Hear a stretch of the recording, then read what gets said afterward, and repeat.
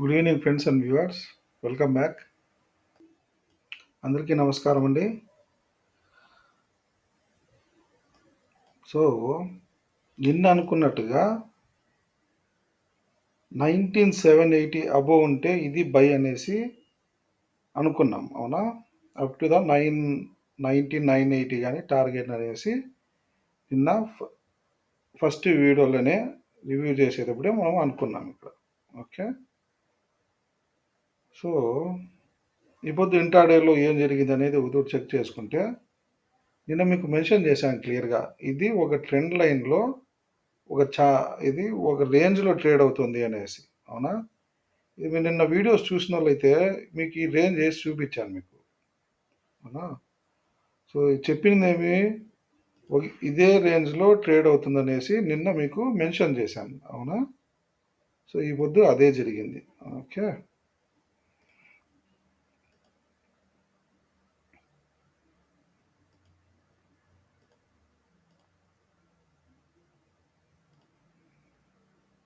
So రేపటికి plan చేసుకునే ముందరగా మనము ఒక తూరి డే వైజ్ చెక్ చేద్దాం. డే వైజ్ మనకి ఏం కనబడుతుంది, నిఫ్టీ ఏమన్నా పైకి వెళ్ళే ఛాన్సెస్ ఉన్నాయా లేదా కిందికి వెళ్ళే ఛాన్సెస్ ఉన్నాయా అనేసి. ఓకే, సో డే వైజ్ అయితే ఇది రేపటికి కన్సాలిడేషన్ అయ్యే పొజిషన్స్లో ఉన్నాయి. కన్సాలిడేషన్ అంటే వెంటనే అయితే మూవ్ ఇవ్వకపోవచ్చు. ఓకే, లిటిల్ బిట్ చిన్న కన్సాలిడేషన్ తీసుకొని అక్కడే ఉండొచ్చు అనేసి, ఒక రేంజ్ బౌండ్లో ఆడొచ్చేమో అనేసి. ఓకే, కన్ఫర్మ్గా ఏది చెప్పేది కాదు. కంటిన్యూ ర్యాలీస్ ఏవి కానీ తీసుకో. ఇక్కడి నుంచి ఇక్కడ ర్యాలీ అయ్యింది, ఇక్కడ బ్రేక్అవుట్ ఇచ్చింది 19780 దగ్గర, తర్వాత ర్యాలీ ఇచ్చింది ఇక్కడ, అవునా? సో రేపు కూడా ర్యాలీ ఇస్తుంది అనేసి అది ఎక్స్పెక్ట్ చేయడము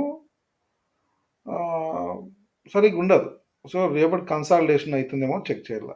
ఓకే, సో అంతకన్నా ముందుగా మనకు యుఎస్ మార్కెట్స్ S&P 500 ఏమవుతుందో చెక్ చేస్తే ఇక్కడ S&P 500 ఇది 19500 19520 బ్రేక్అవుట్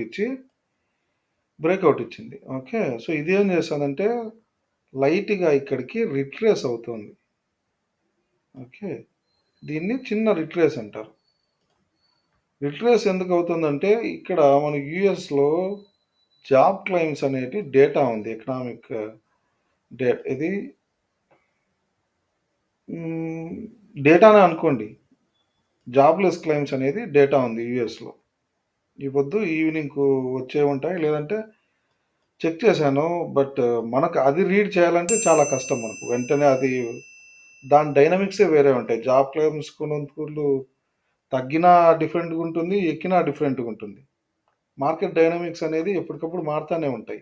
ఓకే, సో అది అలా ఇట్లా ఉంచితే ఇక్కడ S&P 500 లైట్గా రిట్రేస్ అవుతుంది, అంటే చిన్న కరెక్షన్ వస్తుంది.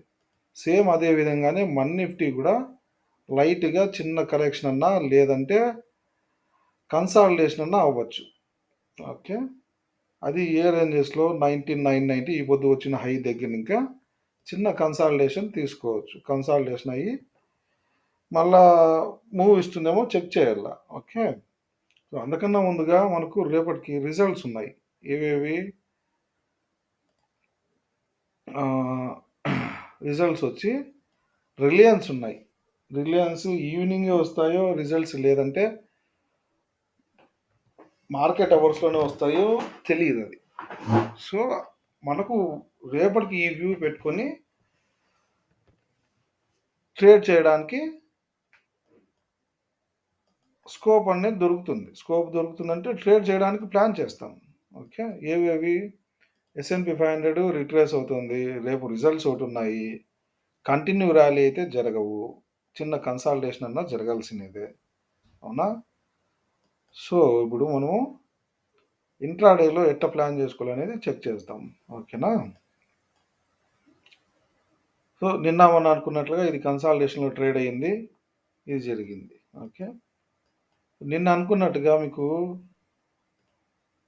ఇది 19840 అబోవ్ పోతేనే బై చేయాలా అనేసి చెప్పాను, అవునా? 19820 బిలో అయితే సెల్ అనేసి సెల్ అంటే చిన్న కరెక్షన్ కోసం వెయిట్ చేయండి అనేసి, అవునా?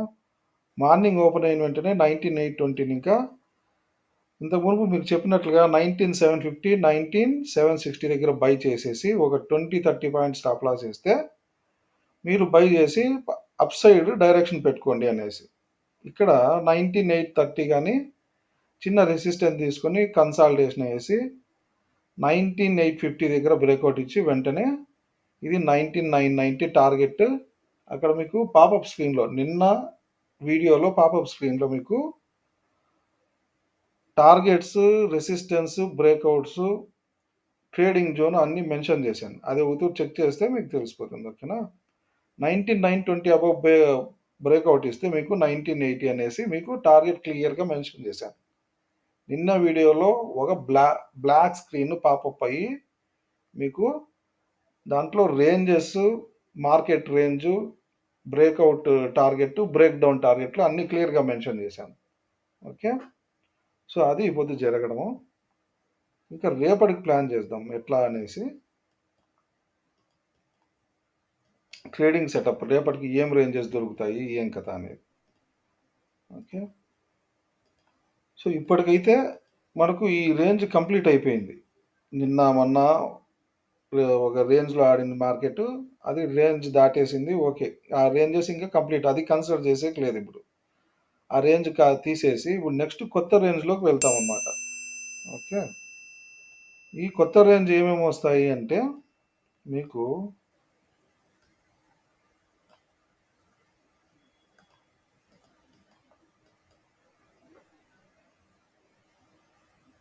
రేంజెస్ వచ్చేసి మీకు 20,180 అప్ సైడ్, డౌన్ సైడ్ 19,850 కానీ లేదా 19,810 కానీ ఈ రేంజెస్లో బయింగ్ ఏరియా.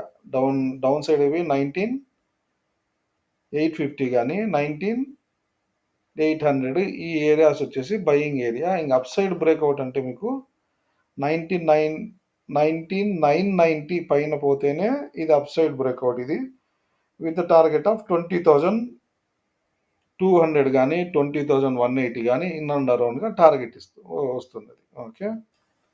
మళ్ళీ రేపు రిలయన్స్ రిజల్ట్స్ ఉన్నాయి కాబట్టి ఏమన్నా జరగచ్చు. బట్ మనం ఏం చేస్తాము, క్లియర్గా మనం ప్లాన్ చేసుకొని ట్రేడ్ చేస్తాం అంతే, ఓకే? మీకు ఈ రేంజెస్ అన్నీ పాపప్ స్క్రీన్లో మీకు మెన్షన్ చేసి ఇస్తాను నేను. Ranges, breakout targets, break down targets అవి క్లియర్గా ఇస్తాను. బయింగ్ ఏరియాస్ వచ్చేసి నేను ఇట్లా మాట్లాడే దాంట్లోనే మీకు చెప్పేస్తాను. మీకు టోటల్ వీడియో అంతా చూస్తే మీకు అర్థమైపోతుంది, స్కిప్ కాకుండా చేస్తే అర్థమవుతుంది, ఓకే? సో ఇప్పుడు మనకు పాసిబిలిటీస్ ఏమేమి ఉన్నాయనేది చెక్ చేస్తాం, ఓకే? ఫస్ట్లీ రేంజెస్ మీకు చూపిస్తాను. ఇక్కడ రేంజెస్ ఏమేమి వస్తాయంటే రేపటికి రేంజ్, మార్కెట్ రేంజ్ ఇది ఇట్లా ఉంటుంది. ఇదంతా రేంజ్, ఇది ఓకే, ఇది రేంజ్. రేపటికి బహుశా ఇదే రేంజ్లోనే ఆడొచ్చు. ఇది కన్సాలిడేషన్ వేసి ఇట్లా పైకన్నా పోవాలా. బ్రేక్అవుట్ ఇస్తే రిలయన్స్ మళ్ళీ బాగా సపోర్ట్ చేసి బ్రేక్అవుట్ ఇచ్చేసి టార్గెట్ 20,180 పోయినా కూడా ఆశ్చర్యం ఏం లేదు. బట్ మనం ఏం చేస్తాము, వీలైనంత వరకు మనము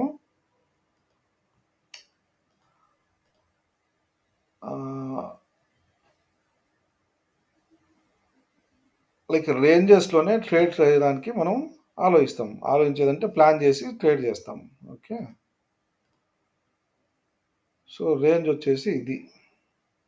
సో రేపటి పాసిబిలిటీస్ వచ్చేసి రేపు 19,960 బిలో ఓపెన్ అయితే వెయిట్ చేయండి ఒక హాఫ్ అన్ అవర్, కానీ ఇట్లా కిందికి వచ్చేసి అరౌండ్ 19,850, 19,830 కానీ ఆ రేంజెస్లో బై చేసి కన్సాలిడేషను మీరు అప్ సైడే బై సైడే ఉండండి with stop loss of nearly ఒక 40 పాయింట్స్ అనే వేసుకోవాలి. స్టాప్ లాస్ వచ్చేసి 79,980 బిలో స్టాప్ లాస్, ఓకే? ఇక్కడ స్టాప్ లాస్ వేసుకొని పై పక్క బై చేయండి, ఓకే? అది కూడా 20,440 బ్రేక్అవుట్ ఇచ్చిందంటే మీకు వెంటనే టార్గెట్ 20,190 దాకా టార్గెట్ వస్తుంది, ఓకే? లేదు మార్నింగ్ గ్యాప్ అప్ ఓపెన్ అయింది అనుకోండి 20,000 20,010 గానీ, 20,020 అబోవ్ గ్యాప్ అప్ ఓపెన్ అయితే ఇది వీలైతే ఇక్కడ ఇది కన్సాలిడేషన్ వేసి నెక్స్ట్ టార్గెట్ 20,180 అంతే. నాకు వీలైనంత వరకు ఇక్కడ 2 పాసిబిలిటీసే ఉంటాయి. ఈ వెంటనే ఇట్లా పైకైతే పోదు ఇది. ఓకే.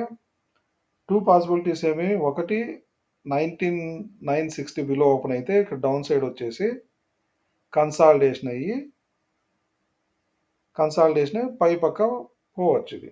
ఓకే. టార్గెట్ ఆఫ్ 20,030 ఇది కూడా బ్రేక్అవుట్ ఇస్తే 20,180 టార్గెట్. అది first possibility.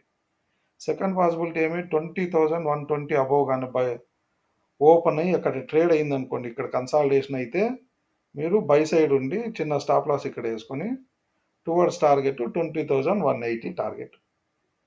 Okay. Next coming డేస్లో ఆల్మోస్ట్ ఆల్ 20,300 వరకు ఉంది టార్గెట్.